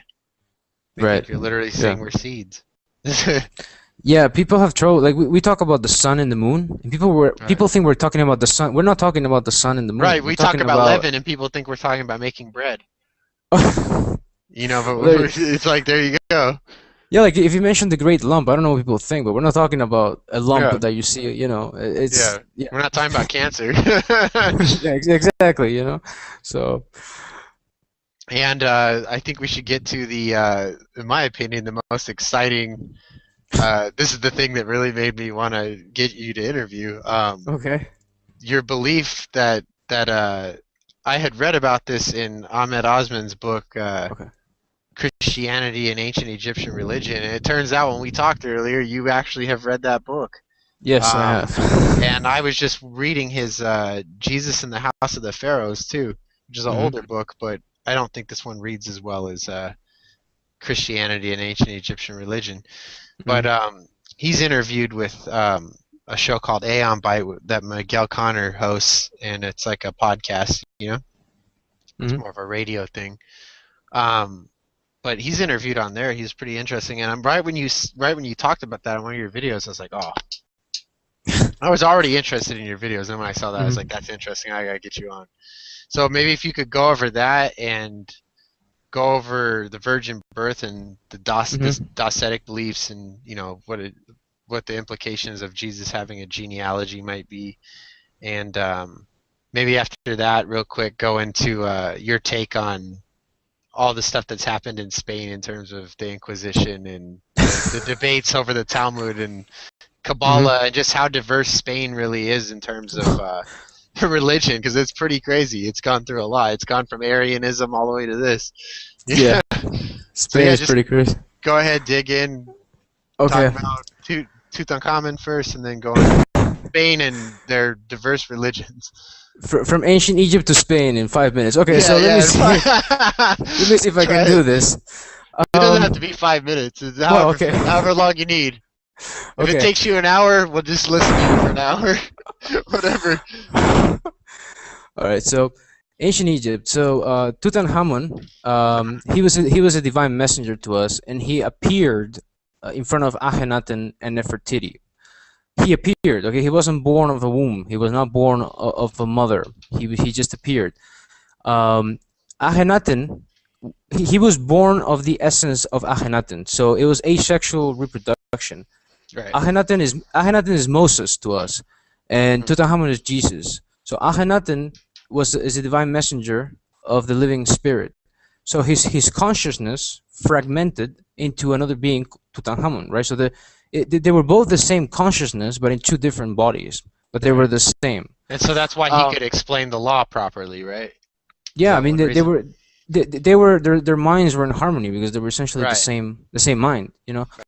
And Nefertiti was the mother, or what people call the Virgin Mary. To us, they're referring to Nefertiti. She wasn't a biological mother, but she still, you know, like she acted as a mother to him. And Akhenaten was his father. So Tutankhamun tried to appease the Amun-Ra priesthood of the time, because they were worshiping like other gods and angels and other beings, and he said, well, instead of like condemning them as idol worshippers, let's try to establish some kind of harmony with them so that they will worship Aten, the real god, but at the same time keep their own gods and angels. So he tried to kind of bridge a gap between them, and Panehesi, one of the priests of Tutankhamun, Phineas the priest, opposition to Moses. He didn't like that very much, and he pretty much called for the execution of Tutankhamun, the hanging and the impaling of him, and that's where the whole Passion of Christ story comes from. So Tutankhamun's soul, the Ka, left to the upper reaches of the atmosphere. There's a place called the horizon. The horizon of light. So I haven't talked about this. So there's hell, there's paradise, and then there's another place called the horizon of light. And you may hear about the Akhenaten ship, which is in the horizon of light, and it's this realm that is completely spiritual, and it's where divine messengers are there, and the Terendrans are the children of the stars, are there, and they incarnate sometimes here on Earth to help us out. So it's like 3/4 the size of the Earth, and you evidently cannot see with your naked eye because it's spiritual. But that's where he went. He came back, right? That spirit of Tutankhamun came back in the 1st century as what we know today, Jesus. Right. And this is Docetism. In another sense, he appeared spiritually. He did not appear physically. And you may know also he was called the twin, and the Gospel of Thomas talks about the twin. Right. And he also appeared to Saint Thomas in India, and so he appeared spiritually. Right. as you, I mean, I guess you could think of his as a spiritual copy of his body or something like that. I mean, I Right. don't really know what it looked like, right? I wasn't there, so, Right. Right. but it was like a spiritual All we apparition. know is what we read. That's it. You know, it's Exactly. hard. We So can't really it have as it much of a was first-hand knowledge. it was a spiritual apparition, but he communicated knowledge to them, and then that same twin, or the spirit of Tutankhamun, appeared later on to Mani, which he called Right. the Paraclete. Okay, so the Paraclete, the twin, and Tutankhamun are one and the same, and Okay. that's the thread that connects Mani to ancient Egypt, and that connects us to ancient Egypt because it's the same spirit, and that spirit is the spirit of Isho, or Mhm. Jesus, or the spirit of wisdom, Sophia, Okay. which is revealed wisdom to Mani, and it's the same spirit that is being revealed to us through His divine presence, Mir Izgada, Mhm. nowadays. So he's still here. He hasn't left to some other place. He's Right. still around with us. And so yeah, ancient Egypt to nowadays. Let me see if I forgot anything. So yeah, a lot of this, I have trouble with Christians when I talk about this. They just go nuts over when I say that Christ appeared spiritually, and that Tutankhamun was Christ. They don't like that idea, but it's Yeah, it's they just don't like that because they don't believe spirit is real. They believe that if he only appeared spiritual, then he wasn't real. He was an illusion. And if yeah, he's an which is illusion, this and that, then which is the opposite. Like the spirit is real, is the true reality. So right. it's anyhow. So Yet they can watch The um, Matrix and go, "Oh, this is just there's so many Christian elements in this," and you're like, "Wait, what?" they need to take the red pill, I think. Because they think The Yeah. Matrix is really showing two physical realities, when in reality, the Oh, other physical reality it's trying to show isn't a physical reality; it's a hologram reality. But see, yeah, they think yeah. because they can see it. We're so limited by our senses. Science is what you can touch, smell, taste, hear, or see, or whatever. And so I mean, the they're whole thing just bogged down. about the virgin birth, like Jesus coming out of Mary, like we think that it's lowly for a divine messenger to come out of a womb. Like it's Yeah. not it's not proper for a divine messenger of the living spirit to be born out of a physical womb, like with blood and with all the Right. fluids coming out. It's just that's matter. You don't want to be part of that. So there is a very physical focus on in these Christian religions. But anyhow, so I was talking about ancient Egypt. What else did you ask me about? Actually, wait, before you move on to the other thing I Yeah. asked, I just figured out something else. Um, Faustus was saying things like that the genie. I know you said you haven't read Faustus, in Okay. terms, but you do know some stuff about him. Hmm. Faustus was talking about in his disputation with Augustine. Hmm. He had said that the genealogy is not the gospel. He had distinguished. He said that when we read these accounts by Matthew, Mark, Luke, and John, Hmm. that or just any account, Thomas, it doesn't matter. Um, that the gospel is not the narrative. The gospel is the teaching. How do Hmm. you feel about that? Yeah, I'm not really sure about that. I haven't read Faustus. I mean, from our point of view, Hmm. a lot of the narratives of the Gospels about Jesus are referring to ancient Egypt. Right. So they're a bit they're a bit historically wrong. Let's just put it that way. Yeah, yeah, that's what I mean. They're historically wrong. The narratives are wrong. The Yeah, teaching is but correct in then you some can places. probably you can find you can find some nuggets of gold there. Yeah, But we believe that most scriptures in the world have been corrupted by people with interest, right? People who, I mean, yeah. if you want, history I is like a believe long line. Constantine actually did it in about the year 304. They had the early there was an early group of Christians that were living in Rome in the actual Hmm. city of Rome, and they lived in the catacombs. Yeah. And since they were under persecution, so there might have been some Manichaeans living there too, because the Manichaeans were the most persecuted out of everyone during Yeah. the Diocletian persecution. They were the ones that were burned alive first. But there were a group, I'll call them Christians for lack of a more accurate term. They may have been Gnostic, they could have been Manichaean. Who really knows? We don't know what they were, Hmm. because all that's been rewritten. But they were living there, and their leader who had their scriptures, or maybe a courier who had their only scriptures, who was trying to take them somewhere, came out of the catacombs, and we call him now Pope Marcellinus, which Hmm. of course he wasn't Pope because they had no such thing as a Pope then, but he was their father, bishop, leader, patriarch, whatever it is that he was. Um, him and another man at Carthage, they were actually caught, and they had the scriptures confiscated from them. They did not burn their scriptures like they did the Manichaeans. With the Manichaeans, they burn all the scriptures. This is why we think they weren't Manichaean. But they burn all the Manichaean scriptures, but they burnt the Arian scriptures too at the Council of Nicaea. That's reported in the Suda and other writings, and I think Philostorgius, who's an Arian historian, an epitome of his work survives with just limited little things in it. It's a summary of his work, but they talk about it in there. That's from like the 5th century. But they had taken, the whole church hated Marcellinus, the Catholic Church. They hated him because they said, oh, he gave up the scriptures. He's what they call a lapsy, lapsed, fallen away. Right. So he was basically apostate, so he had fallen away and basically betrayed Christ is how they looked at it, by giving up the scriptures. Well, when he gave up the scriptures, what the Roman government did with the scriptures is they actually said, well, how can we make this a little more pro-imperial? So they read through them. They're like, oh, they believe this? How silly, these silly people. Okay, add this line. This sounds good. So they do that, And then, let's add the book of Revelation, because this calls Jesus Satan and all this. Let's do that. So they put that in there, and they slapped all this stuff together. That's why in the East they didn't have Revelation, and they didn't have other things, And so over time, their view won out, By 380, they've taken over the empire, Right. with this view. And they've killed, whoever was in opposition to it.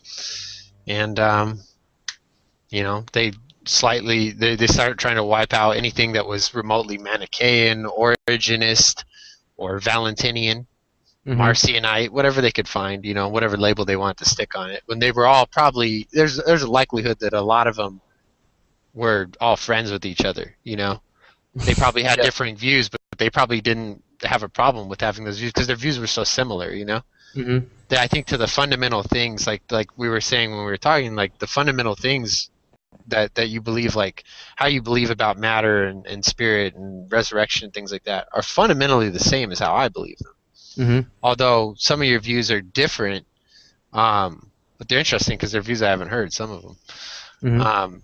But yeah, just stuff like that. And then the scriptures were edited by Constantine and the Constantinian dynasty and all that. But I guess if you could go into the diversity in Spain, with religion, how they've had the Arians have been there, the Kabbalists have been there, they had the Talmudic debates, they had the Inquisition, they killed Jews and they killed, heretical Christians, just stuff like that. Now Manichaeism is popping back up there, so I find that interesting. This country is weird and crazy in many ways because, we had Arians here, we had Arian kings, the Visigoths were Arian kings. Then we had the Muslim invasions. Then we had the Reconquest, Christians against Muslims. Yeah, the Reconquista, right? Yeah, Reconquista. Like when I was little, there would be like mock battles between Muslims and Christians on the street. Like we had festivals of that. Oh, we might have to let you get interviewed twice. You have time? Do you have time for that, or you got to be anywhere? Well, it's almost 1:40 a.m., but I don't have much time. But it's okay. Well, just tell us about that, and then we'll have Alex ask you a couple questions if you got time. Okay, so and in Spain there were also Kabbalists. There was a Jewish presence, but they got thrown out in 1492. Hey, Alex, how's it going? And there were Manichaeans too here, but they were they were pretty much killed off by the Catholic Church. So, and there was the Spanish Inquisition, and for the longest time here in Spain, the Catholic Church dominated. Like in the 1950s, 60s, like 95% of people here were Catholic. Nowadays, people are more secular, but nevertheless, there remains a hatred for a misconception about Manichaeism imposed by the Catholic Church, of course. So, it has had an effect on the history of the country. So it's hard sometimes to tell people about Manichaeism here because the Catholic Church has a grip on their minds. So it's Samael spit on their eyes. Yeah, you got to cut through the ideology. So it's tough, but it has a rich history. I hope it changes in the future. So. So Alex, your mic sounded a little low. We got to hear you Try turn it up a little bit. All right, 1 second. Ooh. Wait, if you don't mind, I'm gonna close the door here. Go ahead. Go ahead. Okay, yeah. Can you hear me right now? Yeah, but it's kind of low, like it was on the first video. All right, 1 sec. Oh, now I know. You got it now? Okay, I'm back. Yeah. So, Alex, we're glad you could make it. I didn't know if you were gonna make it or not. Maybe we can at least get you to ask him some questions you have about Mani, because I pretty much exhausted my brain on everything I had to ask. I was able to come up with sleeping last night. Man, I got so much sleep. I thought of a bunch of questions in my sleep.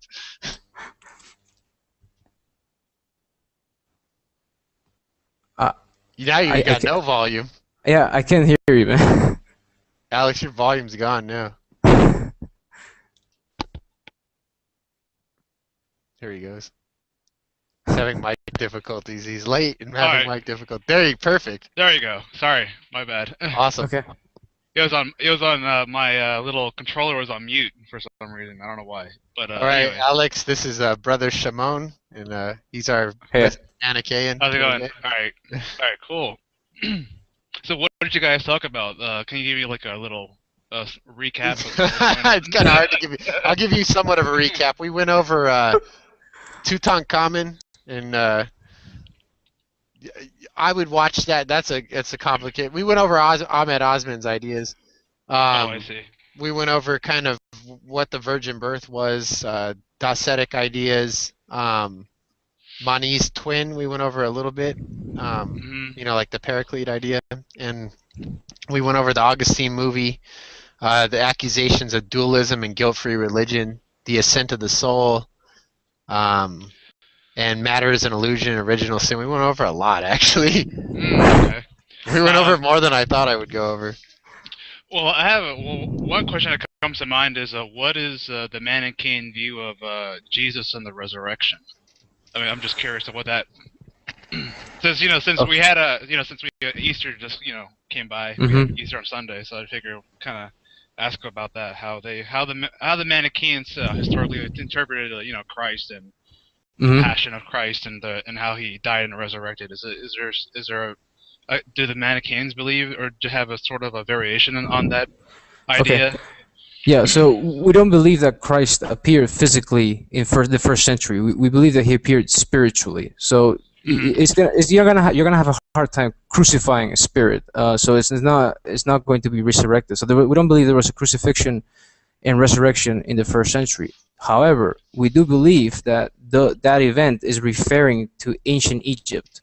So Jesus, the spirit of Jesus, was Tutankhamun, and he was hanged from a tree, and his spirit went up to the horizon of light. So those events are referring to him, to Tutankhamun, not to Jesus of the first century. That's what we believe. So it's a difference of time and historical era. So that's pretty much it. But the same spirit, the spirit of Tutankhamun, is the same spirit as Jesus. So they're actually, spiritually speaking, they're the same being. But the crucifixion that didn't happen in the first century. It happened in ancient Egypt. In ancient Egypt, okay, like yeah, so 1400. Yeah. Okay. Like so the crucifixion, basically the physical crucifixion of Tutankhamun. Okay.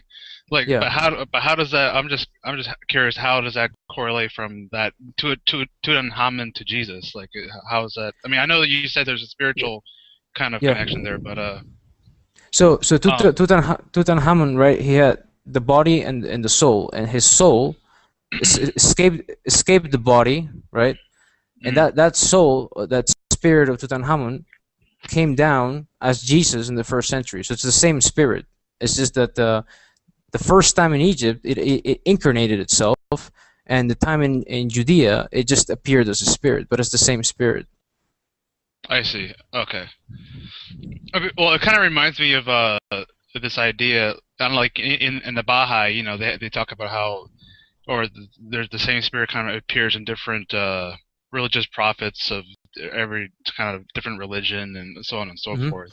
It's kind of a similar idea. I always thought they stole that from Manichaeism, by the way. Yeah. Well, It's we believe, obvious theft.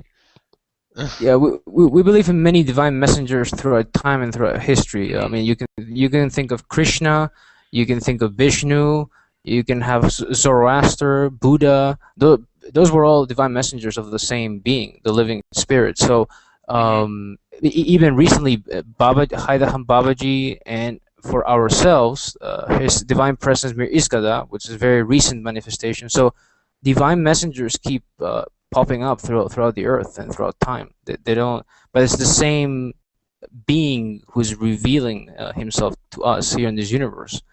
So yeah, it's probably they got it from us, the Baha'is. Yes. Yeah, because the Baha'i are kind of like a kind of theosophical kind of creation. And I think, of course, Manichaeanism comes in much earlier than that. Yeah, but But much earlier than. all those kind of groups. I also find it's interesting that there's a parallel between also Seth and Jesus, like how in a lot of the Nag Hammadi texts they talk about how it's Seth put on Jesus, so it's kind of this really intimate connection between those two figures that. Yeah. Well, we actually consider. It's funny you mentioned that because we actually consider Seth a divine messenger. I don't know much more about him. I wish I could tell you more. I don't, but we do consider him a divine messenger. So they are essentially the manifestation of the same being. But I don't know much about him. I wish I could. I wish I could tell you more. But yeah, you hit on. Yeah. Yeah. I just thought it was kind of interesting the way you kind of describe Two and Haman with Jesus. So the whole idea of Seth and Jesus, I don't know, came to my mind. Yeah, they're all connected. They're all connected, definitely. It's funny how we were talking about drinking earlier. Right now, I was like, I have a Miller Lite here. I'm gonna try it. I'm like, it tastes like shit. I'm gonna go get a Coke. I'll be right back. All right. Okay. Go ahead, just keep it going. All right. I also kind of find it interesting that in the Manichaean religion, I think Jesus is also it's sort of like an allegory for the moon. I don't know if you ever heard about that. No, we don't believe that. We believe that the moon is a ship of light. So the moon and the sun are like these ships of light that move souls from paradise and refine the souls of all material attachments. And so the souls go from the earth to the moon, and then from the moon they're sent to the sun, which is a gateway. Now, I think you may be referring to, I think if I remember, see my memory if it doesn't fail me, at one point in the Gospel of Mani it talks about I think Isho being in the moon or being nearby the moon, but they're not the same thing. They're not the same. They're different, completely different concepts. The moon is just a ship of light. It's like a spiritual ship that carries souls into the sun, which is a portal to the kingdom of heaven. So they're different conceptions. Okay. Yeah, because I find it interesting that in the Manichaean religion you have as the moon and the sun as the kind of these two cosmic vessels for the ascendant souls to heaven. But like in other religion, like especially like in say Gnosticism, they basically say like the sun and the moon is actually are hostile beings that are controlling our fate and destiny. But then the Manichaeans kind of switch that around and say no, there's only the sun and the moon are actually are portals to a higher plane of existence. Yeah, I mean they're also allegories because when I talk about moon and sun, I'm not really referring to the moon and the sun. I'm referring to ships of light. Right. They're at the same time. We do believe that the sun is good. I mean, without the sun, you wouldn't be here in the first place. Right. So you can't even live. So good luck with that. Right. So it's pretty much the sun is a symbol, right? For you can. I mean, Athenism, right? The religion of Athens had the sun as a symbol for God. It's not God, but it's just allegorically speaking. You can think of it, as representing. Right. Athens. The sun's really only bad when people actually worship directly the material. Exactly. creation. Right. Exactly. That's the problem. But it's not like inherently bad. Right. Yeah, it's actually good for you. I mean, it's good. I mean, sure, the ozone layer is breaking apart. You might get cancer if you expose yourself to it, but without without the sun, Well, there will be you no can't. life. Yeah, exactly. Right. There will be no life at Right. all. So it's One of those shaky subjects for sure.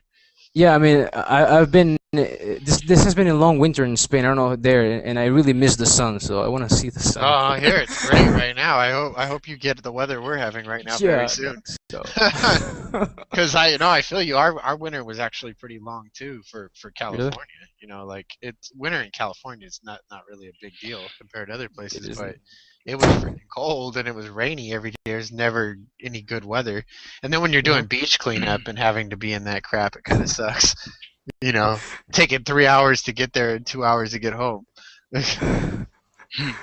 Yeah, And that's like being in prison, but just not being in prison. I mean, you're a slave to the county. I mean, it's like being a prisoner. You have taskmasters over you, and you're not getting paid, so might as well be in prison.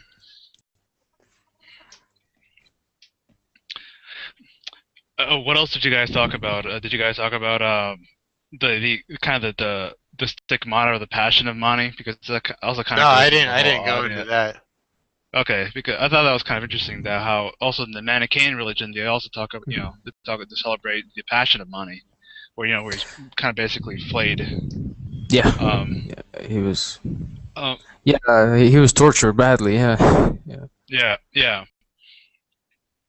I mean, it was he was serving at the court, the Persian court, and Right. he for many years it was all right. He gave him free access throughout Persia to spread the religion.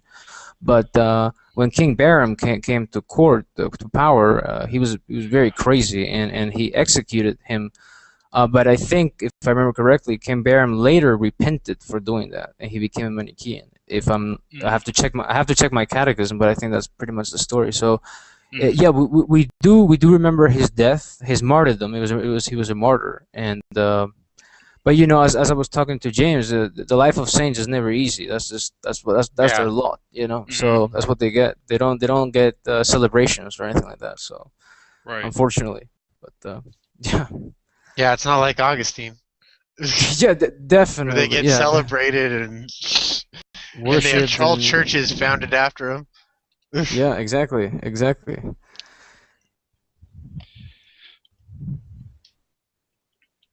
Oh, did you guys talk about Faustus by chance? Yeah, a In little the Yeah, bit. He little just a bit. hasn't little read bit. Faustus versus Manny yet, or not versus Manny versus Augustine. My bad. I apologize. That would be hard to. That's not even a good comparison, Yeah. but yeah, no, he hasn't read the Faustus versus Augustine debate, but I told him a little bit about it. But I'm Yeah, I sure if you haven't. address a topic from that, he'll probably have an answer for you. Like I went over the virgin birth and genealogy with him. He knew about that, and he actually ended up having pretty much the same view as Faustus. Mm. Yeah, I haven't. Well, I only read like a little bit of that debate. So I mean, I'm kind of Yeah. in the same boat as he is. Oh, okay. I Uh, probably read more of it yeah, than both of you guys. yeah. Yeah, I don't really have any heavy questions from Faustus, though. I think it's good insight, but Faustus doesn't really talk about Mani, you know. Yeah, I mean, there's not much honestly to be gathered from him. I mean, he was an obedient Manichaean that we know from our Right. sources, but apart from that, you're better off reading the Gospel of the Prophet Mani if you want Right. to know about Manichaeism. But yeah, I mean, plus it's more Faustus through the eyes of Augustine, so I'm doubtful about whatever Yeah, it Augustine can't it writes. can't be entirely accurate. Yeah, so You never know. I mean, No, and Augustine was known to be a liar, so yeah, yeah.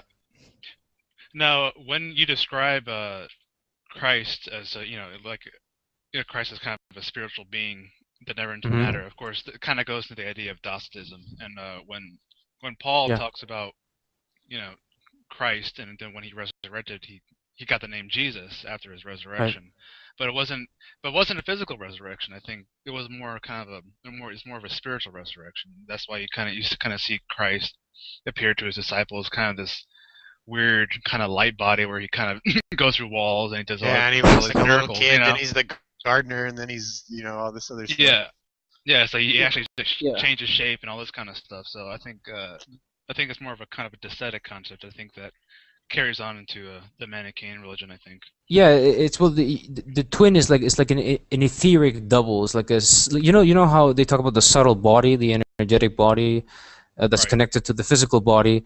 It's like a double of the physical body.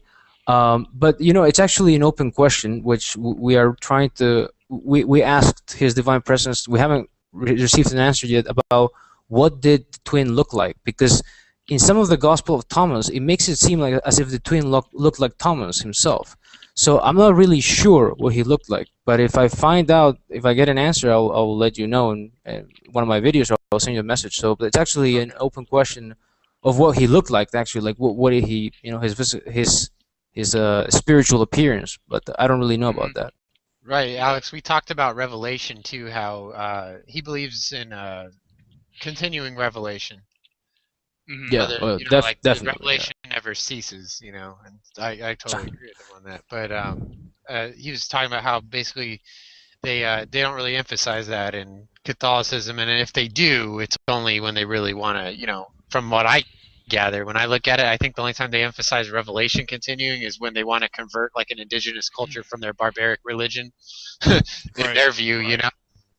Then suddenly revelation continues, you know, when Our Lady of Fatima, or, you know, which is actually a descendant of Muhammad, by the way, related to Muhammad.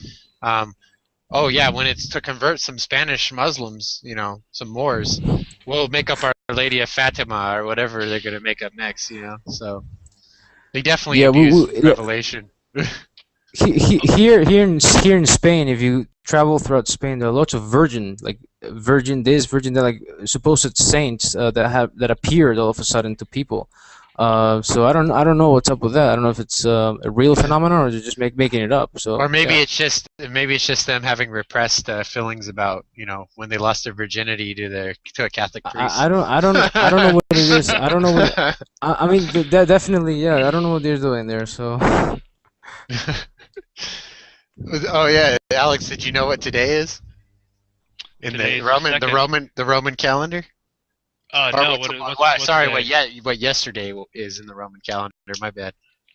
Well, I know yesterday was April Fool's Day, but I don't know what's the Roman calendar. It's April Sex Day. April Sex Day? Yeah, Virility Day. Oh, Virility Day. That's what it was. Is the Veneralia? Here it is. It says April 1st, Veneralia, the festival of Venus Verticordia, the goddess Fortuna Virilis, fortunate virility. Interesting. Right, so the ability to beget. That was what yesterday's holiday really was. Well, you so know, it was April Fool Around Day, not April Fools. Well, you know, Easter and the April Fool's Day are kind of very close to each other, so it's kind of like I guess it would kind of make sense. I mean, okay, what's on Easter? Anyway. On Easter, they're like Christ rose in the flesh, and the next day they're like April Fools. That could be it. I never thought of it until you just said it right now. See, when Alex is here, I get my own revelations just from his presence. That's the thing too. You get different types of revelations around different people. You know. Yeah. So that's why community is so important too. Yeah, absolutely. I mean, I think like back then, you had all these different kinds of Gnostics and Christians, and you also have the Manichaeans, and I mean, it's kind of like everyone has their kind of a big community, and of course that was kind of, you know, kind of eventually that became very. It was destroyed basically by the late 3rd century, 4th century, of course, with the Theodosian decree and all this kind of this orthodoxy that they try to, you know, put in by force. So I think, but I think what I find interesting is that the Manichaeans, I think, suffered the most out of all the groups. I don't know, of course, the Valentinians and the Sethians pretty much, you know, were annihilated. But of course, the Manichaeans, I think, also. I think they suffered a lot more than. Right, they were the ones being burned alive the most. Yeah. We were talking about that earlier. Burned alive. Yeah.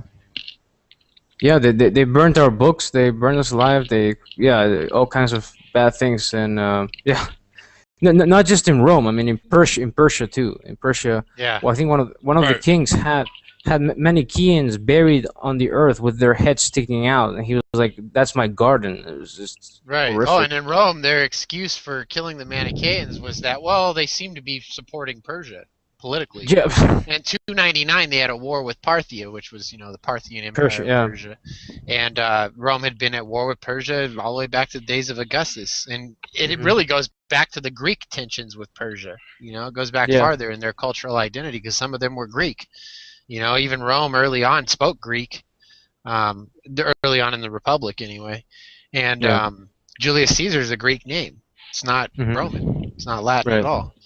It's not Etruscan. It has no Etruscan origin. So, they had stuff like that. But Parthia was this long drawn-out war for 300 years or 400 years or who knows how long. It seemed like since eternity for them, So when they looked at it, they're like, since the day that the first Persian was born and the first Roman was born, they were at war.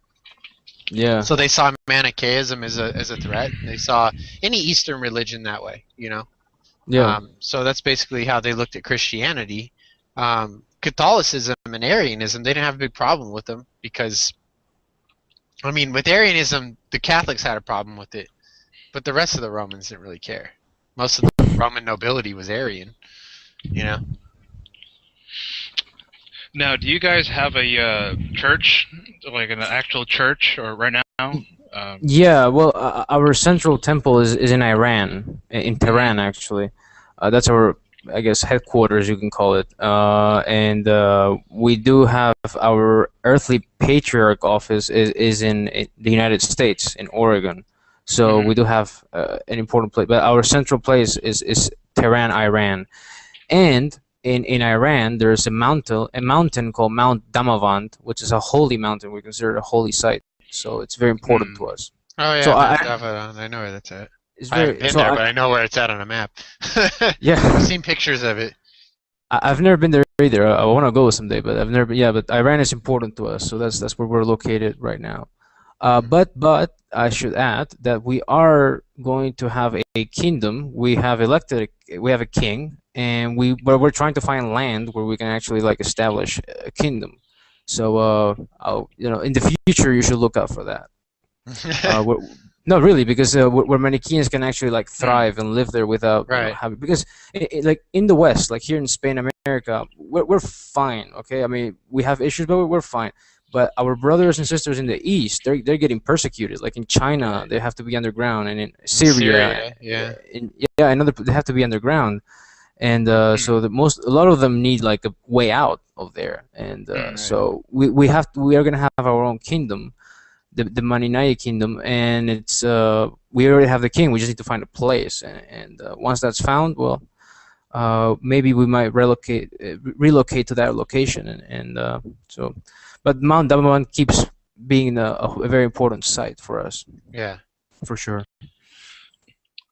Who's the leader of the Manichaean group right now at this moment? Okay. Is there a... Well, so the central figure here is His Divine Presence Mir Izgada, which if you go to hisdivinepresence.org, you can find a picture of him. He's the divine messenger. He's the cornerstone. Without him, nothing will be happening. And then we have the earthly patriarch, His Holiness Marinite Karba, who's in the United States, in Portland, Oregon. We also have the Archegos, who is Marmani Kaila, who's in Iran. The thing is, it just so happens right now, His Divine Presence is not here on Earth. He's in the spiritual realm in the New Amarna, which is Amarna was in Egypt, so interesting name, right? So the consciousness of the third messenger is with Marmani Kaila, who is in Iran. So the things we have to understand is that at the level of consciousness, you can have one person with many consciousness being united into one person. So you can have the third messenger, Mani, and your own consciousness united within the same person. So that's how we have it right now. So we have a spiritual patriarch and an earthly patriarch. But the spiritual patriarch is the centerpiece for us, because without him, none of this would be happening. He's like the Messiah, the Manichaean Messiah, if you want to think of it that way. So. And and you said he's in Iran right now, the earthly. No, the patriarch in Oregon. Oh, he's in Oregon. Okay. Yeah, Oregon. Yeah. Oh, okay. That's just the patriarch, the earthly patriarch. The Gata is not physically. Right. See what I'm saying? Yeah, the spiritual patriarch. I mean, he was here, but he may come back. But right now, he's in the New Amarna because we had people who were here on Earth and they went up to this new place because they're being perfected spiritually. The thing is, being in the body, we can only know so much. Our knowledge is limited. So once they escape their bodies, they're being taught new things that I don't even know about, and we don't even know about, and they're being perfected spiritually, and they're coming back to help humanity to spread the light. Because again, we're not alone. We're always in contact with the other world. So that's what's happening right now. So. Okay. I think he's getting tired. You look like you need to go to sleep. Yeah, you might. Yeah, you look tired. It's 2 a.m. So it's like. Oh. Yeah, it's late. Yeah, it's late. Yeah. What time you gotta be up? I don't know. I don't know. I usually get up at 8, something like that. But yeah. Oh, lucky. I wish I could get up at 8. I used to get up that. I got up late today though. I got up at like 1 p.m. today. It was so nice. Oh, I can go with little sleep, but yeah, if you want to keep going, up to you. It's up to Alex. Any more questions? I mean, I don't. I just had one more question. Before you go to sleep, what do you think of Zoroaster? Because I know Zoroaster is very important as far as the Manichaean faith, because he talks about the two principles, and I think we kind of see that carried on in the Manichaean religion as well. Yeah, so Zoroaster is a divine messenger to us, so he's very important to us, definitely. The problem is the Zoroastrians, the ones who claim to be Zoroastrians, are not, from our point of view, true representatives of Zoroaster. So there's a division between Mazdean Zoroastrians and Survanite Zoroastrians. So we believe in Survan, who is God. And Mani called God Survan. That's the name he used. So, but then there are the Mazdean Zoroastrians who pretty much got rid of Survan, substituted him with Ahura Mazda, and said, no, Ahura Mazda is God. And they introduced dualism too, the Zervans. Right? Yeah. Zervans. They call themselves Zervan Zoroastrians, or we call them Mazdeans, but. Yeah, and they say, evil and good have been fighting forever since the dawn of time, and that's not what we believe. So pretty much from the view that Persia's been fighting Rome since the dawn of time is really where they get it. I mean, the Avestan priesthood, they didn't like the Manichaeans. When Mani got sponsorship from the king, they didn't like it. The Zoroastrians did not like it at all, and they were the ones who incited the king to execute Mani. So the prophet so the divine messenger Zoroaster is a divine messenger, and he did what he had to do, but his later followers messed everything up, which is often what happens. That you have divine messengers who institute a pure religion, but then humans and their followers manage to pervert it. So like Christianity, it's the same deal. Well, same deal with every religion. There's two sides to every coin, right? Yeah, they just pervert whatever they touch, so it's unfortunate. You can't help but happen. Yeah. So it definitely happened with Catholicism. I mean, it's interesting too how in a lot of little ways Mani and Jesus have similar stories. It's like the Pharisees are basically that group of priests, and then it's the same with Akhenaten and Tutankhamun. Like having the Amun priesthood against them. They all had like this group that was the Pharisees. This Pharisee group against them, the government. They're kind of between a rock and a hard place. It's never easy. I mean, we even have prophecies that say that in the future, towards the end times, Manichaeans will be like persecuted once again harshly by atheists and others. So, we're gonna get more of the same. It doesn't get any easier for anybody. Yeah, like me and Alex have always noticed. Like Alex, when you try to talk to atheists, right? And you think, oh man, they'll like Gnosticism as an alternative to Christianity. Ooh, no, they don't. They hate us so bad. We're even worse. A couple of them will be very receptive to it, but very few. Yeah, I mean, I only met one atheist that I think Yeah. she was really nice about it, and when I was talking about Gnosticism to her, but the rest I don't think I don't think they were very receptive at all. So you know, Yeah. Yeah. they're I mean, but, they're all They think drinking we believe in highly Kool-Aid. highly Kool-Aid. They think that we like what is it? They think we damn, I forgot what I was gonna say. I don't remember. Oh no, they I think don't, we believe in unicorns and shit. yeah, or Which of course we do, because that's fucking unicorns. How awesome! Like what? Why wouldn't you want to believe in a religion that believes in unicorns?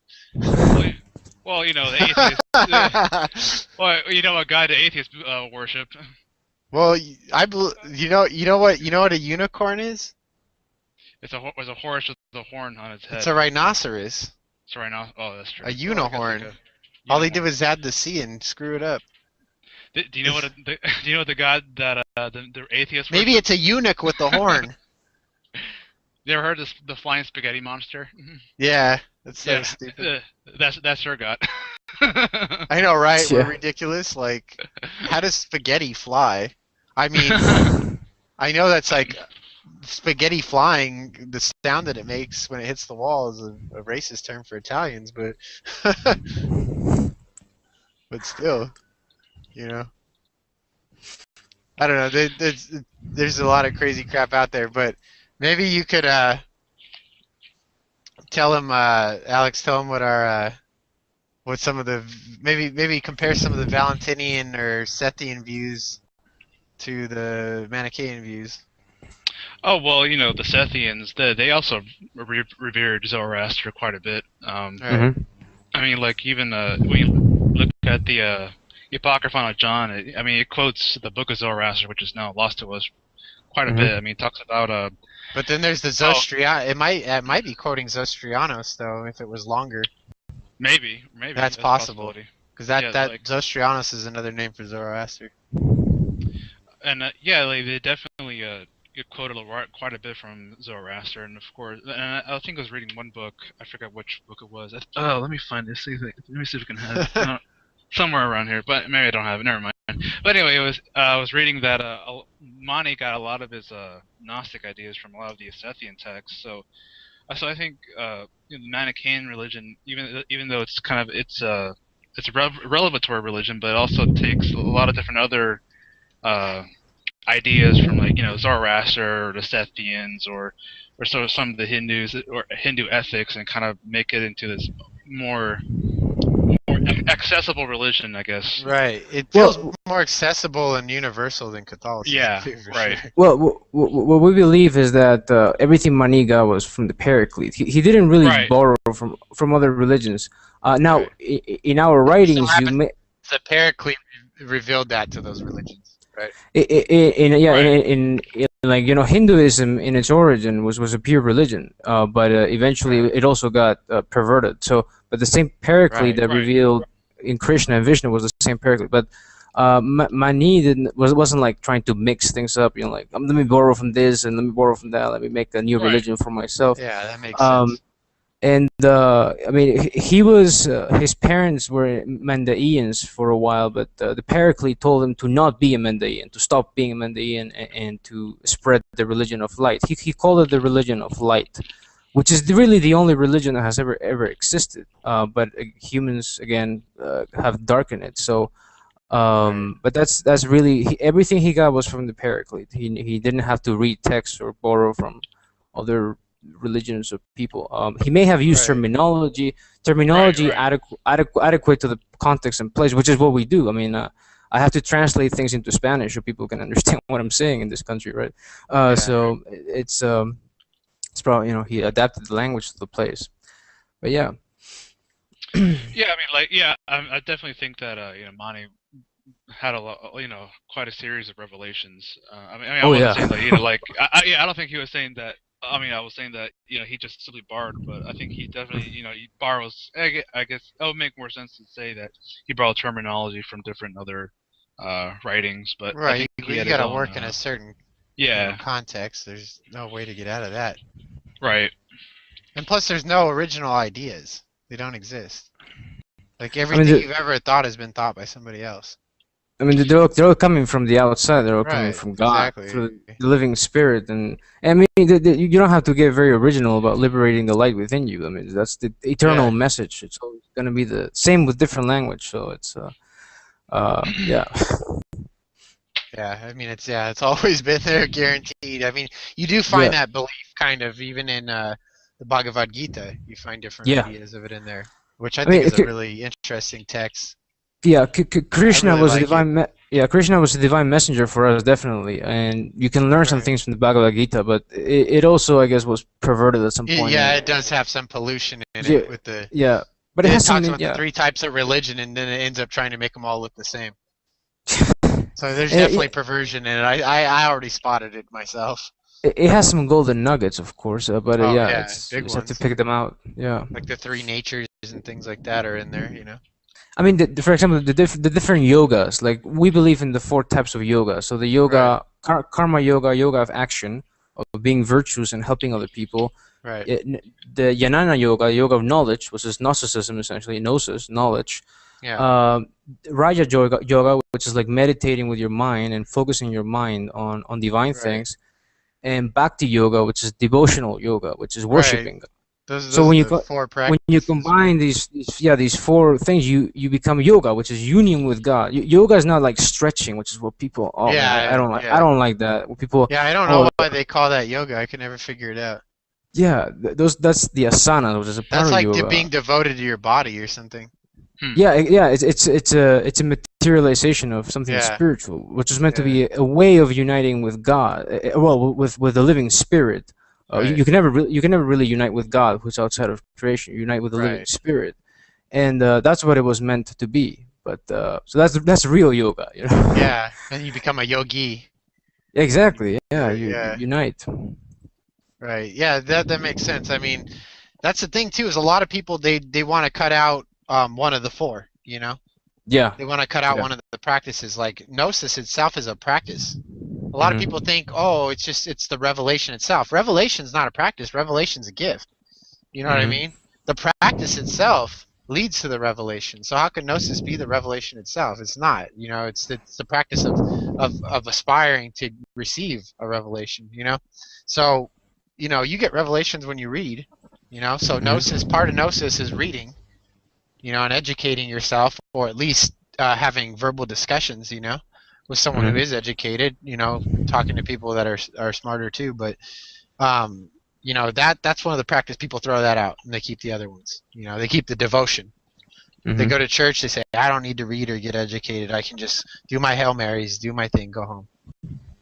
But that's not enough, you know? You need everything. You need the four pillars right there. So if you don't have, if you do one at the exclusion of the other, you will end up in the wrong place essentially. So Right. yeah. See, that to me makes sense. I can't stand when when it's the other way around, where people want to cut out one of the 4. The thing is, people have like different personalities. Like some people may be more intellectually oriented or more emotionally oriented, so they may gravitate to one. Like you may gravitate more towards gnosis, others may gravitate more towards devotion. But you still need the 4. I mean, for example, the Divine Messenger Haidaham Babaji, who appeared I think in the 1970s and 80s in India. He was very adamant about karma yoga, like action yoga, that is going out there and helping people and being actively virtuous. Right. And because he said that a lot of people became just passive and just didn't do anything. As you were saying, that's America for you. It's completely America. No lie. I believe in that. I believe, and that's okay. No, you need to like put that belief into practice and actually do something with it. And so it's very important. To do all the yogas.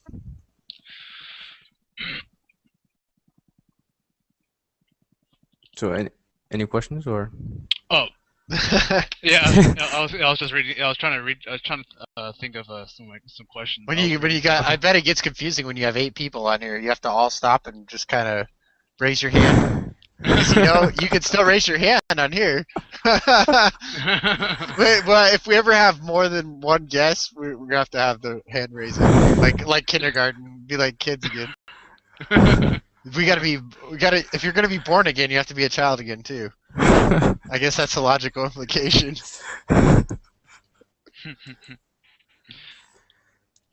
Well, I mean, you look a little bit tired, so I think we might have to kind of Yeah, let him. we could always do it. We could always do another one in the future.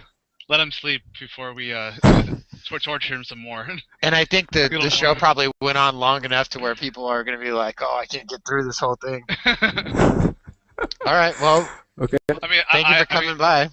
I mean, I would Sure. love to, I think we should Yeah. definitely do kind of a part 2. I think when Okay. I think I have a little more prepared because I'm not prepared at all. But Okay. We yeah, could do a part 2 whenever. I can't do it tomorrow though, but I know. we'll schedule it Sure. for the future. And, Okay. Sure. Yeah. Sure. You guys got to add each other on Skype too. But I got Alright. him added on Skype. I'll give you the name and everything. Mhm. And all right, cool. we should be good. So, Brother Shamon, thank you for coming by and talking to us about Mani and Manichaeism and how it's still alive and it hasn't been killed off. So that should piss off every single Catholic worldwide. Hopefully, we haven't got you targeted for assassination by Jesuit infiltrators. Hopefully not. Hopefully not. Hopefully not. That's okay because you can always. All you have to do is change something, grow your hair long, or put a wig on, or grow a mustache. Because whenever I grow a mustache, people don't even recognize me. And if Right. if I cut my hair, people are like, huh? You? So just one little thing will work. I think I'll rely on angelic protection for now, and hopefully to protect me from anybody who goes after me. So, but yeah, in all seriousness, thank you for the opportunity, and I'll be glad to do another session with you guys. Oh yeah, so and if you could tell everyone what your channel is called too. So. Oh, okay. Any websites you want people to check out, feel free to plug them now. Okay. I wasn't prepared. I wasn't prepared for that. Write too, so you write blog entries or what? Yeah, well, okay, so let me see. I have the religion of light .wordpress.com. We're all on my WordPress YouTube now. Yeah, I used to have a site, but then I changed to the free because I didn't Wait, have to pay how'd for you it, link so- your YouTube? How did you link your YouTube? I thought that was awesome. You had your YouTube on your Google Plus page. I did it. I don't know. I did it a long time ago. It asked me to it asked me to link YouTube to my Google Plus account. Doesn't it do that for you? I didn't do that. I gotta figure it out. Because right when I saw that, I was like, "Oh, that'd be awesome. That would be awesome." Well, if you go to if you look for Manichaean Shamon, or if you go youtube.com/user/Manichaean, you will find my channel, or just search for Manichaean or anything about Manichaeism. Probably one of my videos will come up. So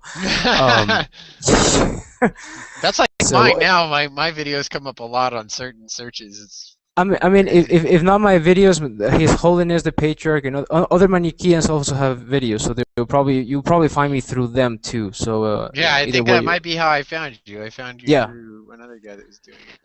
For sure. So and you were the most interesting one, so I was like, let's go with him. Well, he's a talker. Thank you. I'm a bit of a talker. Yes, I'm a bit of a ranter. So yeah, that should be it. We are going to publish our Holy Book of Light later this year. We're revising it, we're editing it, but when we publish it, we actually have a bookstore, but the link is kind of long. I'll probably give it to you later. But if yeah, you give it to me later, I'll put it in the description box. Okay, yeah, I'll probably. I can always edit it. So. So it's no problem. Just send it to me by private message or.